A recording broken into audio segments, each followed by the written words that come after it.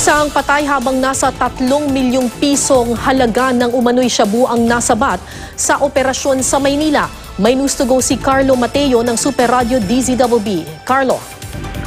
Karapatay ang isang suspect sa pagkatutulak ng illegal na droga sa isang operasyon ng mga tauhan ng District Intelligence Division at SWAT team ng Manila Police District.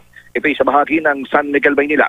Nasa tinatayang 3 milyong pisong halaga ng shabu o tinatayang nasa 600 gramo ng shabu ang nasamsam ng mga otoridad sa ikalimang palapag ng tinutuluyan ng suspect na si Jabir Ampuan, 30 taong gulang.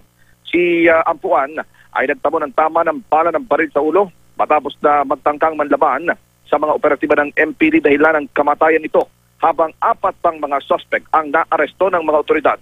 Ayon kay MPD Director Police Brigadier General Vicente Danao Jr., armado ng search warrant ang mga pulis sa isinagawang operasyon sa Maliwarag Street, San Miguel, Maynila.